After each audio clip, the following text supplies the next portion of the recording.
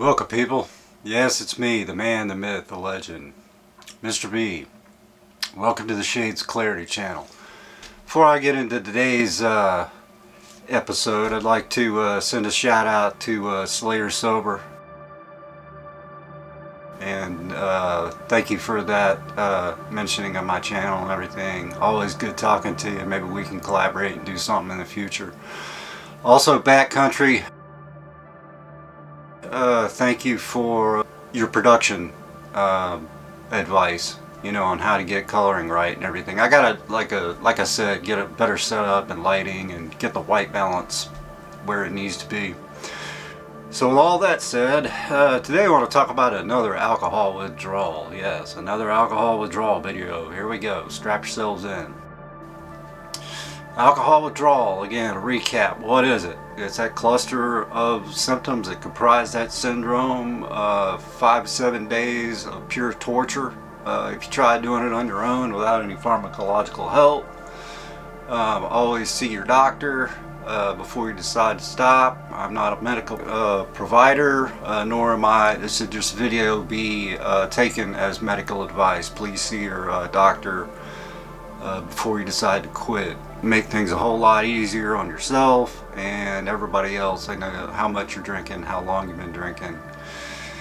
But there could be, you know, try to doing it by yourself. You're going to end up, and this is a story of actually being in rehab and going into alcoholic hallucinosis. This is the first time that it happened. I don't know that I touched on it in my alcoholic hallucinosis video, but this is what happened.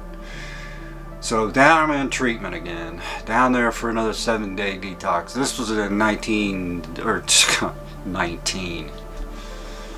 What am I thinking? This was in 2017. I had a bad run where I went there about 3 times in 4 months, and this time, like I had gone in and again just to detox. And about the 2nd day in, I started off first of all with the you know, the feelings of paranoia that everybody's looking at me, and that's never good. This has never happened before, so I didn't know quite what was going on.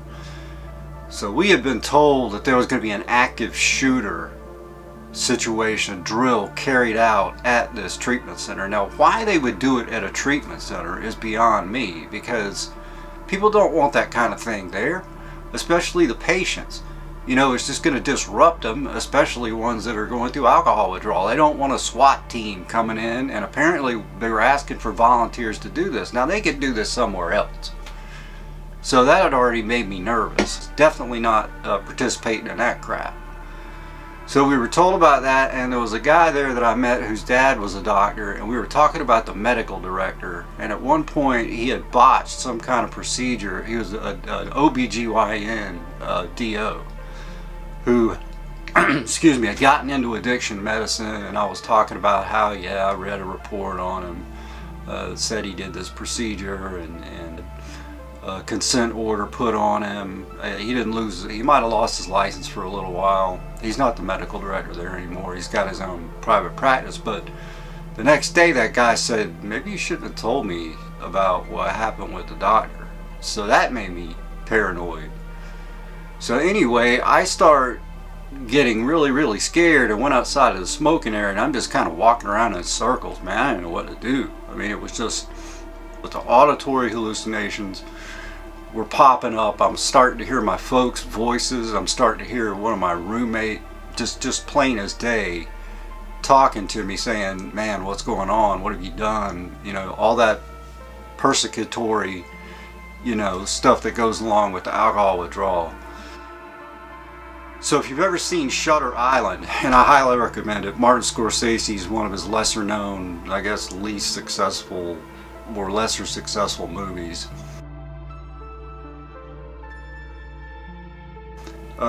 Where he's basically placed in a simulation for his treatment.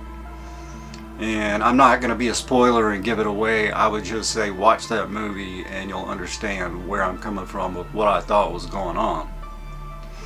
That behind my back they had held some kind of meeting, and they had just like the SWAT team that was going to conduct their simulation, had instructed them that I had done something to get the medical director in trouble by opening my mouth about that procedure that he had blown. So now it looks like everybody's looking at me, you know, everywhere I look, and their doors are shutting, you know, partitioning. Like I said, when they had medical emergencies, they would partition off the areas for privacy. So they were, you know, the doors were coming down, they were going up. I think 2 or 3 people had a seizure within like maybe an hour, 2 hour time. Time started to slow down. Things started to really move slowly. But people, they just looked like they were staring at me like they were actors in a movie, and I was stuck in it. Again, I was worried that there was a news crew outside, that the police were coming for me. So I just went back to my room and just laid there. And then finally, I couldn't take it anymore, and I said, I gotta go see the medical director. I want to see him now. I went to the counselor. I said, I don't know what's going on. I think I'm in alcoholic hallucinosis, but I'm seeing things, hearing things, and I am totally paranoid. So I go to see him, and I'm sitting down to see him. And there's a guy waiting to get in to see him before me that has a tactical vest on, a bulletproof jacket. I remember it just like it was plain as day. He's sitting there and he's eyeballing me. And now I'm thinking, what's going on? He's got a bulletproof vest on, sitting in here getting ready to go to see the doctor. And I tell him, I said, man, I don't know what in the world kind of medicine you've given me, or if this is just alcoholic hallucinosis, but I want out. I want out, and I want out right now. So of course they try to talk you into staying. You're detoxing, you're you know, they want that insurance. They don't want anybody AMA. And so finally it got so bad, and I had been up for like 72 hours. I hadn't slept, so that probably played into it, because, you know, lack of sleep can cause you to hallucinate too. And that on top of alcoholic hallucinosis, alcohol withdrawal, is just a recipe for disaster. But I told him I just couldn't sleep. I was just walking around like for 3 days without any sleep, and it sucked. So what happened, what ended up happening was I faked having to call like home, like from the nurse's tech station. I went and I told to the nurse tech station that I needed to make a phone call home, that it was important, it was an emergency. And they said, who are you going to call? I said, well, I'm going to call my parents. Well, what I did was I dialed 911 instead and said, I'm an alcoholic, I'm hallucinating like crazy. You're going to have to come over here and pick me up and do something. These people can't do anything for me. So they sent an ambulance over and a police car, I think, if I remember correctly, and they put me inside that, and I was still hallucinating inside that ride. And from this particular treatment center to the hospital is about 2 minutes. I mean, it's very, very short. So I get there and I'm hallucinating, and that's where I saw the skeleton sitting in the chair that had the afro, the disco wig on. But I was seeing things crawling on the walls, and shapes and colors, and things were, you know, just changing, you know, right before my eyes. And they didn't really assess me. They just took me right up to a room, and I got a dose of Ativan from a really nice nurse.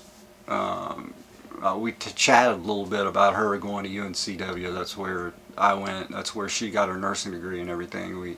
She kind of calmed me down, and, you know, after the Ativan took on, you know, amazingly, like, you know, the whole time, of course, my sensorium isn't clouded all up, so I knew I was hallucinating, but I was scared, just scared to death.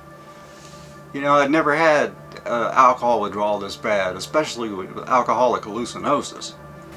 So I started to come down, and I was probably at the hospital probably about 6 or 7 hours. They sent a van to pick me up, to take me back, because they have to medically discharge you if you go to the hospital, because your insurance won't pay for 2 hospitalizations. So I had to be readmitted. But then I just finished out my, you know, after that I was fine. I really didn't have any more symptoms anymore. I wasn't close to delirium tremens, but it sure as hell was scary, man. It's just nuts.